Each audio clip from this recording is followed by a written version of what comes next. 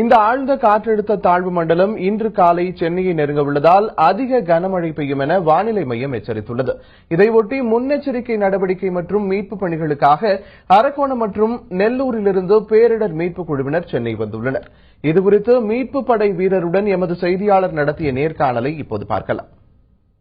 புயல் சென்னையை தாக்கக்கூடிய சூழ்நிலை ஏற்பட்டிருக்கிறது என்ற நிலைமையில் தற்பொழுது ஒரு பேரிடர் ஏற்படும் பட்சத்தில் நேரடியாக பேரிடரில் இருந்து மீட்பு பணியை செய்வதற்காக அரக்கோணத்தில் இருந்து சுமார் 72 தேசிய பேரிடர் மீட்பு குழுவினர் NDRF போர்ஸ் இங்கு வந்திருக்கிறார்கள். தற்பொழுது நம்மிடத்தில் பேசுவதற்காக தேசிய பேரிடர் மீட்பு படை வீரர் வேல்முருகன் நம்மிடத்தில் இருக்கிறார். அவரிடத்தில் நாம் பேசுவோம். சார் வணக்கம், உங்க பேர் என்ன, எத்தனை பேர் வந்திருக்கீங்க, என்னன்னு சொல்லுங்க, உங்க பேரோட சொல்லுங்க. என் பேர் வேல்முருகன் சார். நாங்க 4th பட்டாலியன் NDRF அரக்கோணத்துல இருந்து வந்திருக்கோம்.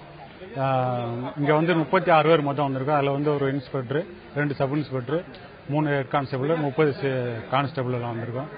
எங்களை சீனியர் கமிஷனர் கூப்பிட்டுருக்காங்க. ஏதாச்சும் வெள்ளம் புயல் அதிகமா வந்துருச்சுன்னா மீட்பு பணியாளர்கள் எங்களை கூப்பிட்டு இருக்காங்க. மீட்பு குழுல மொத்தம் 32 பேர், மொத்தம் 72 பேர் வந்திருக்கா சொல்றாங்க. 72 பேர் 2 டீமா பிரிச்சோம். 72 பேர் வந்திருக்கோம். அது இப்ப மணாலியில ஒரு டீம் போயிருக்கு, இங்க ஒரு டீம் வந்திருக்கோம். 2 டீம் இந்திரா நகர்ல இருக்காங்க. மிச்சம் 4 டீம் இங்க தனியா வேற இடத்துக்கு அதிகமா வெள்ளம் புயல் வர இடத்துக்கு டிப்ளை பண்ணி வச்சிருக்காங்க.